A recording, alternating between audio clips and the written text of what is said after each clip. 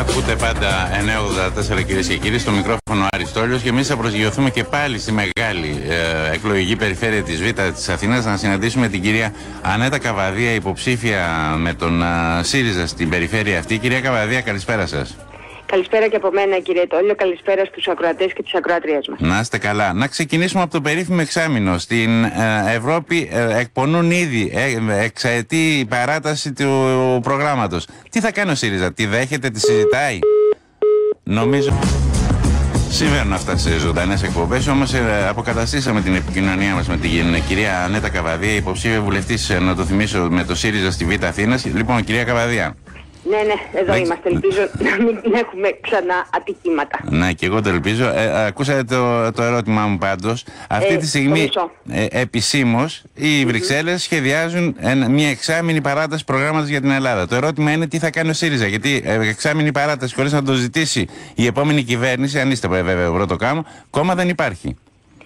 Κοιτάξτε, κύριε Τολιό, έχουμε πει ότι ο ΣΥΡΙΖΑ, μια κυβέρνηση με νοπή λαϊκή εντολή, θα πάει στις Βρυξέλλες για να διαπραγματευτεί.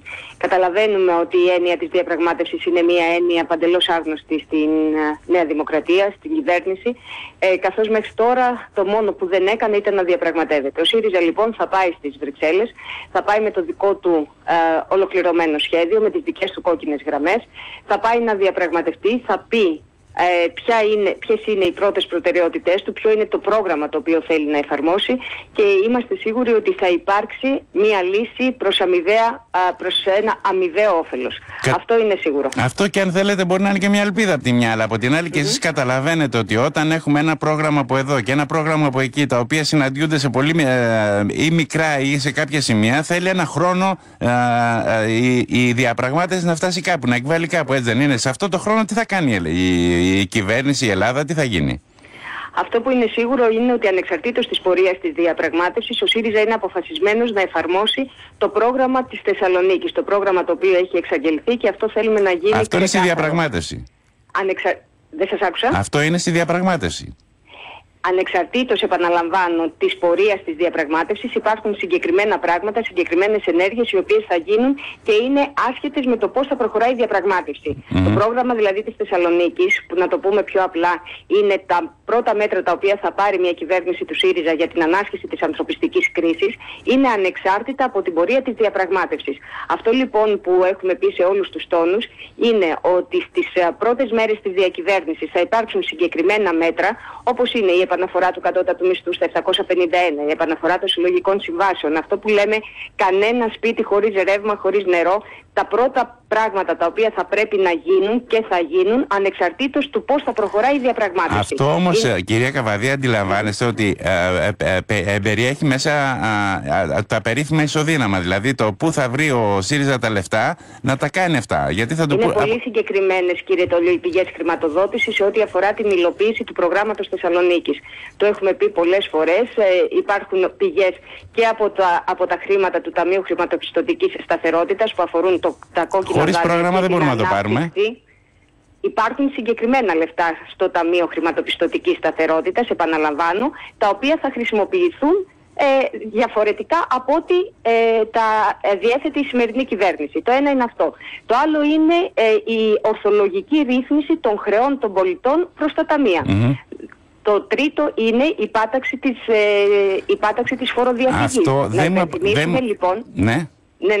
Δεν μου απαντήσατε στο αν για να γίνει όλο αυτό, να εφαρμοστούν όλα αυτά τα πράγματα, ο ΣΥΡΙΖΑ δεχτεί τελικά μια παράταση του προγράμματος, για να το λέμε τα πράγματα με το όνομά τους, μια παράταση του μνημονίου μέχρι να δει που θα εκβάλει η δική του διαπραγμάτευση, αν είναι ένα άλλο πρόγραμμα. Όλα αυτά, κύριε Τόλιο, επαναλαμβάνω ότι είναι αντικείμενο της διαπραγμάτευσης. Η κυβέρνηση του ΣΥΡΙΖΑ θα πάει στις Βρυξέλλες με συγκεκριμένο σχέδιο, με συγκεκριμένη λογική.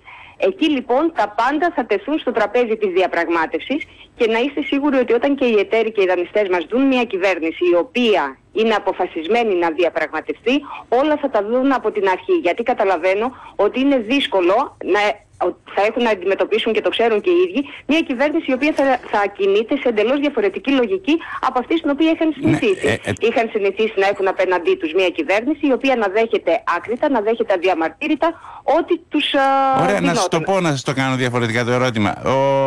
Ο κύριος Τσίπρας ως πρωθυπουργός της χώρας κατευθυνθεί στις Βρυξέλλες να συζητήσει με τους δανειστές. Η Ελλάδα εκείνη τη στιγμή θα είναι σε πρόγραμμα ή δεν θα είναι?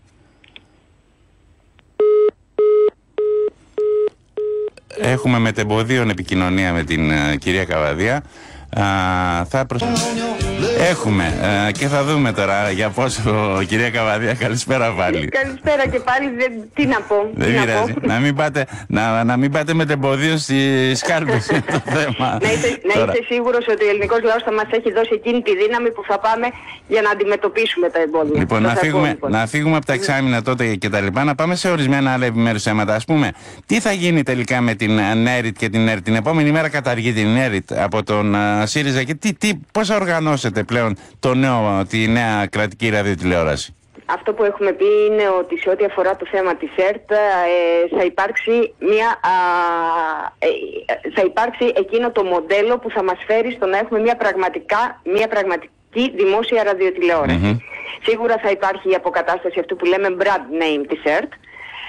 Από εκεί και πέρα να είστε σίγουροι ότι σε ό,τι αφορά τους εργαζόμενους, όλοι όσοι την ημέρα του Μαύρου, την ημέρα της 11ης Ιουνίου του 2013, όσοι από αυτούς μπορούν, όσοι από αυτούς θέλουν, γιατί ξέρετε υπάρχουν και συνάδελφοι οι οποίοι έχουν βγει στη σύνταξη, ενδεχομένως έχουν βρει κάποια άλλη δουλειά, όσοι από αυτούς επιθυμούν θα ξαναγυρίσουν στην ΕΡΤ και θα αξιολογηθούν βεβαίως βάσει των επιδόσεων και το πώς στάθηκαν μετά την 11η Ιουνίου. Από την άλλη όμως, ξέρετε τι μου λέτε τώρα, το ενδέχεται ας πούμε η ΝΕΡΙΤ ή η ΕΡΤ η δική σας την επόμενη μέρα να έχει περισσότερο κόσμο από όσο είχε πριν πέσει το μαύρο, έτσι? Όχι κύριε Τόλιο, δεν είπαμε κάτι τέτοιο. Είπα, έχουν υπογραφεί συμβάσεις, υπάρχουν νέοι άνθρωποι οι οποίοι δεν δούλευαν στην κρατική ραδιοτηλεόραση και μπήκαν.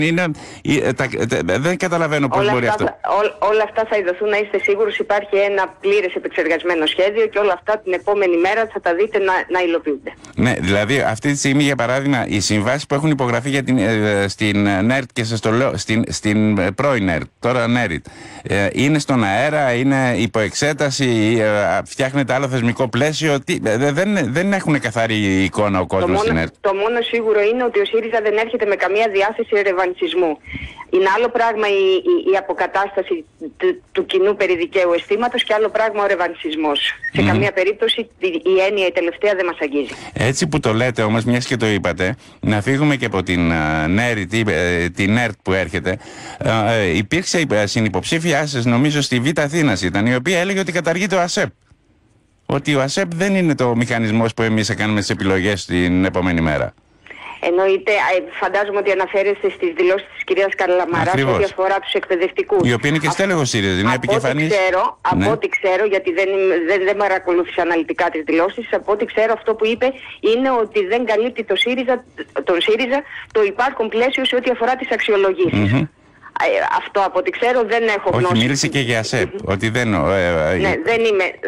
είμαι ενήμερη για τις συγκεκριμένες δηλώσεις, τις λεπτομέρειές της, οπότε δεν μπορώ να έχω παραπάνω γνώμη. Να πάμε και λίγο στο πολιτικό θέμα, είναι το τελευταίο μου ερώτημα. Ο ΣΥΡΙΖΑ, αν δεν είναι αυτοδύναμος ή και ενδεχομένως και αν είναι αυτοδύναμος, θα χρειαστεί συμμάχους. Υπάρχει ένα νεφελώδες σκηνικό, με ποιους τελικά θα συνεργαστεί ο ΣΥΡΙΖΑ? Μια και αναφέρεστε στην αυτοδυναμία, θέλω να σας πω ότι πιστεύουμε ακράδαντα ότι ο ελληνικός λαός θα κάνει ολοκληρωμένη την κίνηση, κύριε Τόλιο. Δηλαδή θα δώσει στον ΣΥΡΙΖΑ την αυτοδυναμία και όταν ζητάμε εμείς την αυτοδυναμία δεν τη ζητάμε, δεν νοηματοδοτούμε τη λέξη αυτή όπως νοηματοδοτούσε η Νέα Δημοκρατία και το ΠΑΣΟΚ. Όλα έχουν την πρώτη φορά, κυρία Καβαδία, είναι η πρώτη φορά που ο ΣΥΡΙΖΑ μιλάει για αυτοδυναμία, μιλούσε πάντα. Και μιλάει για αυτοδυναμία για πολύ συγκεκριμένους λόγους, γιατί θεωρεί ότι με την αυτοδυναμία ισοδυναμία την επόμενη μέρα και στη διαδικασία της διαπραγμάτευσης θα είναι λυμμένα τα χέρια του για να κάνει τη διαπραγμάτευση που θέλει. Από εκεί και πέρα, καθίστε κύριε Τόλιο, να έχουμε λίγη υπομονή, να δούμε πώς θα διαμορφωθεί η Βουλή, πώς θα είναι η Βουλή την επόμενη μέρα, ποια κόμματα θα είναι μέσα. Είναι υπέρ των συνεργασιών ο ΣΥΡΙΖΑ, άλλωστε η έννοια της συνεργασίας είναι δομικό συστατικό στην αριστερά. Από εκεί και πέρα βέβαια καμία συνεργασία με κόμματα τα οποία ευθύνονται για την κατάσταση στην οποία έχει οδηγηθεί η χώρα, καμία συνεργασία με τη Νέα Δημοκρατία του Αντώνη Σαμαρά, καμία συνεργασία με το ΠΑΣΟΚ του Ευάγγελου Βενιζέλου. Αυτά είναι κατηγορηματικά. Ούτε βεβαίως με τον Γιώργο Παπανδρέου, γιατί να μην ξεχνάμε ότι ούτε ο κύριος Παπανδρέου προήλθε από παρθενογένεση. Τότε τι, μου λέτε το ποτάμι ή το κουκουέ? Αφήστε να δούμε πώς θα είναι η επόμενη Βουλή. Μάλιστα, να σε ευχαριστήσω, να σε ευχηθώ καλή επιτυχία, γιατί είναι και δύσκολη περιφέρεια εκεί που εκτίθεσαι, κύριε. Είναι χαόδης, αλλά ειλικρινά είναι μια πολύ γοητευτική εμπειρία. Είναι γοητευτική. Η επαφή με τον κόσμο. Εξαντλητική όμως νομίζω. Εξαντλητική, αυτό είναι αλήθεια. Λοιπόν, να πάτε καλά. Ευχαριστώ. Να είστε καλά, σας ευχαριστώ πολύ. Γεια σας.